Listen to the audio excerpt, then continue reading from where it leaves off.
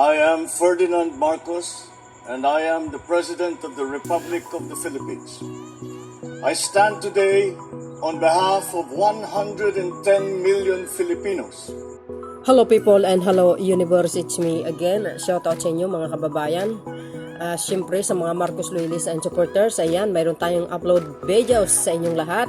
Ito pa guys ay isa sa mga interview ni Pangulong Marcos Jr.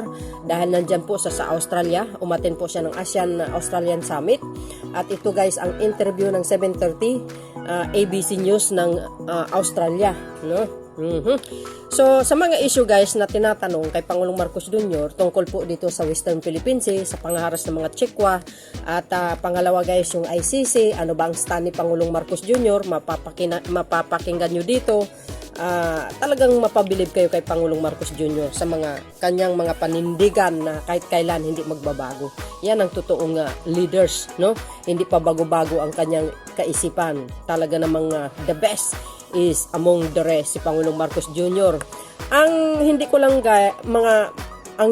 magustuhan dito sa babaeng ito, napaka-intrimitida talaga, no. Alam nyo, sa tingin ko sa kanya, ito ay may konektado sa mga komunistang Pilipino diyan na nagprotesta sa Australia, at isa sa kaisipan ko lamang, palagay ko kaalyado ito ni Virus, at siyempre ang senador diyan na nangbasto sa Pangulong Marcos Jr.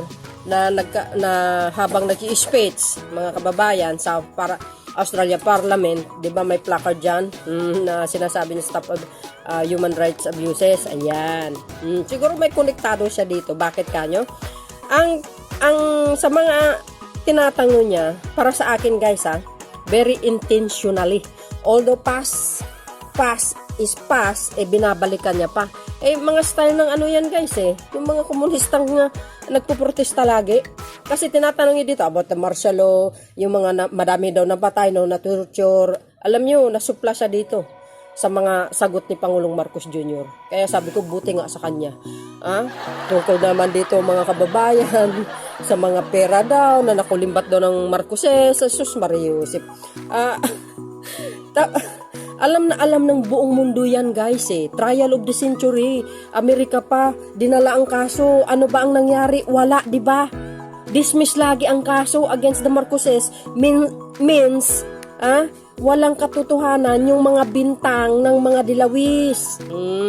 Itong babae na ito, itong babaeng Intrimitidang ito, walang ito guys, kulang sa kalaman, lack of information tungkol sa mga nangyayari sa mga Marcoses, tungkol sa mga nangyayari sa ngayon, di ba? Talagang intensyon niya natanungin ganun. Ang akala niya kasi, hindi kayang sagutin ni Pangulong Marcos Jr. Pues, mga kababayan, nagkamali siyang ini-interview na tao. Nagkamali sila na ini-interview yung tao sapagkat itong ini-interview nila matalino. Tingnan mo yung mga sagot ni Pangulong Marcos Jr. Supal-pal siya dito nasupla siya Buti nga sa kanya yan Kaya sa mga gustong mag-interview sa Pangulo, handa nyo. Kahit anong klaseng mabigat na tanong yan, kayang-kayang sagutin. Sa totoo lang, nako, intensyon ito. Ito, mukhang dilawan talaga ito nakakainis. But anyway guys, panoorin niya ng buo yung interview nito at kayo na balang humusga, no? See you again guys on my next upload video. Bye and baboos. God bless Philippines. Tsura pa lang no? Marcos, welcome to 7:30.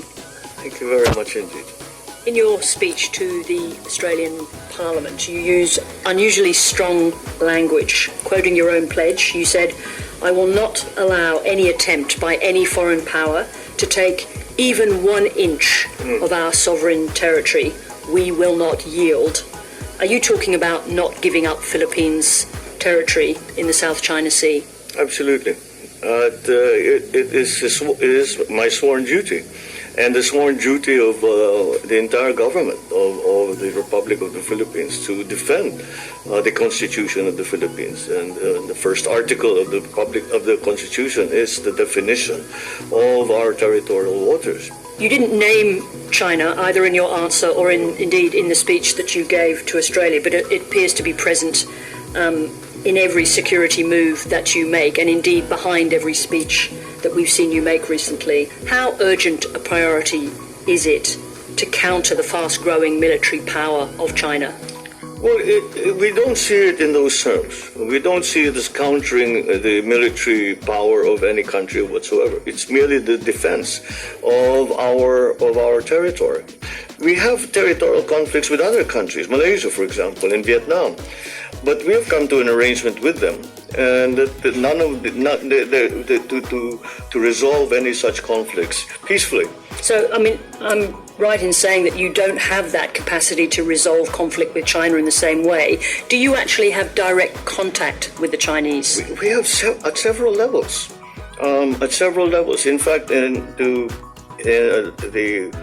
January of last year, when I went to Beijing and I visited with President Xi Jinping, that is what I proposed, a kind of hotline between us, so that if there is a message that needed to be sent from one president to another, we can be assured that that message will reach them. And we have sort of established there are several points of contact at the ministerial level, certainly, and a sub-ministerial level as well. But do you have a personal line to President Xi? Not yet, I'm afraid. Let me just ask you this question. I want to come to the what it is that you want from Australia, because that's obviously one of the reasons for your visit and your speech, as well as ASEAN. But the former president of the Philippines, Duterte, was making overtures to China, very strong ones. Have you decisively moved away from Chinese influence and back into America's orbit? Well, I think it's important to make it very, very clear. Whatever the Philippines does because it is in our interest, not because it has been dictated upon us by anyone. You don't think that your language that you used when you took office, and the same language that you used in the Australian Parliament during your visit, is a message to China about where you believe your interests lie? Well, as I explained it to President Xi again, I said it's my duty. I took an oath to defend the Philippines. And anyone who will help me in that regard, I must engage with them. Was your predecessor getting too close to China? Well, I think the situation between now and then is quite different. And I'm sure he did what was in his judgment was the best. He did hew a little closer to China rather than the United States. And maybe because things have heated up a little bit. But we have together with Australia, we have a visiting forces agreement with the United States and Australia. These are the only two countries that we have them with. And we have a mutual defense treaty with the United States, which has been there for decades. How important is it, from your point of view, that Australia has chosen to acquire and build a fleet of nuclear-powered submarines? Well, that decision is an Australian one. Do you support it? I support AUKUS. I support the Quad, and I think that this just represents a stronger front in terms of maintaining the peace, maintaining the peace in the South China Sea. It is a response, really, to a differing situation, a more dangerous, more risky situation than we had before. Why is it more dangerous? Just explain. Because the potential for outright conflict is much higher now than it was before. And we worry in the Philippines because it could come from not a strategic decision by anyone saying, okay, we're going to war, but just by making some serviceman making a mistake or some action that's misunderstood. And that's why the ongoing attempt is always to try and lower the temperature, ease up on the rhetoric, and communicate, and just continue to communicate. That's why you need the same phone that Khrushchev and Kennedy had, right? That's right. Yes. Well, let me try and understand what you might want from Australia. Would you expect the Australian Navy to come to the defence of Philippines forces in the event of conflicts with China over disputed territory in the South China Sea? Well, I suppose if we are in a joint exercise or in a joint operation, then perhaps that would involve Australia in that. But we do not have any formal agreement or treaty in that regard as we do with the United States. How would you explain to Australians, to Australian servicemen or women, why they should potentially risk their lives in the aid of Philippines under pressure from China? Why do we belong there? Well, let me take us back to the Second World War, where the defense of Corregidor and Bataan, which were the outposts that held out longest. But because of that, it delayed the invasion of Australia to the point that the Japanese never invaded Australia, and that if we can stop it at an early stage, nip it at the bud, as it were, then there is no need for it to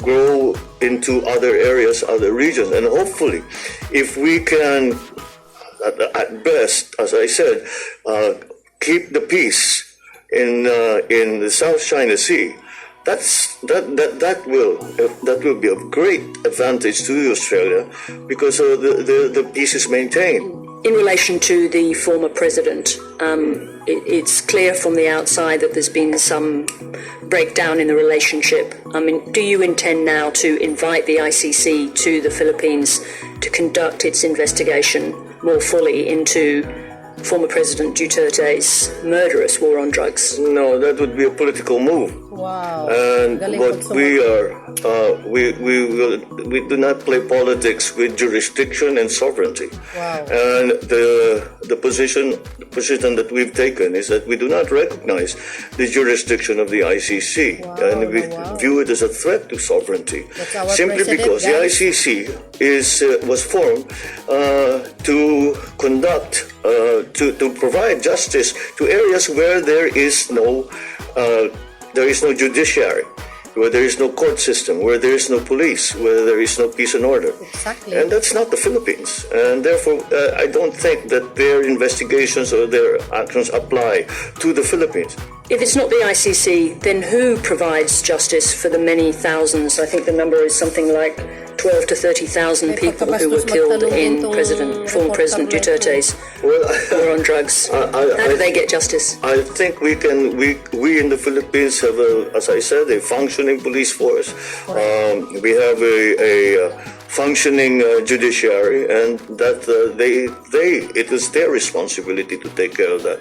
We have made a great deal of progress in that regard, where many policemen have already been removed from service because they've been found to be liable. Their cases have been filed. Many are already in jail. Do you think it adds up to justice for those people who lost their lives? Well, what we try to do is to now go back to the families of those and see that perhaps see what we can do to make things right for them. As long as it can be shown, of course, that they were not actually involved in the drug trade. As I said very early on, we're not interested in a small-time addict, for example. The addict, you take them to the hospital, you take them to rehab. You don't shoot them. We don't. We said we've taken enforcement as far as we can, and it only gets you so far. Your father was overthrown by a people's revolution, and you are his only son. How do you resist the impulse to authoritarianism? I have no impulses to authoritarianism whatsoever. We have a good system going. We are. I think we've learned to. We have a constitution that we have that we have gone by for the last 36 years now. We are hoping to make some changes to it, but. No, I have not felt any tug or temptation to make it a more authoritarian system. You've been a politician for a very long time. You have a very clear understanding of your country's history, and you obviously revere your father. I've seen you talk about him. Do you also understand the costs of his authoritarian rule to people in the Philippines? Well, it was a very different sort of authoritarian rule. I think when people think of an authoritarian rule, it was non-participatory. Whereas I think the version that my father tried to promote and actually practiced was very much still with the participation of all stakeholders that were involved. It was just a peace and order situation that really dictated the necessity for the declaration of martial law. Let me just understand make sure that we're talking about the same thing. I think Amnesty records that during that period, 70,000 people were imprisoned, 34,000 tortured, and 3,200 people killed are the numbers. And your father, in an interview, admitted that over 50,000 were detained. So I just want to ask you again, do you accept that there was a human cost to that rule? There always is. It was war. And with war, the death and destruction is inevitable. But this is a war not declared by the government of the Philippines. This was declared a war. These wars were declared on the government of the Philippines, and both of them were. One was to divide the country, and the other one was to remove the present political system by armed struggle. There's a series of questions that comes up in relation to your father's time, which is of course the question of corruption, which became wholly associated with the Philippines for a long period of time. I think contemporary court judgments acknowledge the atrocities that were committed, but also the plunder of the country's resources. Why wouldn't you want all of that money back in the hands of the Filipino people? Well, the narrative. May I just ask you why that's funny? Why that's funny? I'm asking you a question about the plundering of large sums of money from the Filipino people. I'm thinking that maintains, that idea maintains, because I take exception to many of the assertions that have been made, and I think since the cases were filed, the government fell.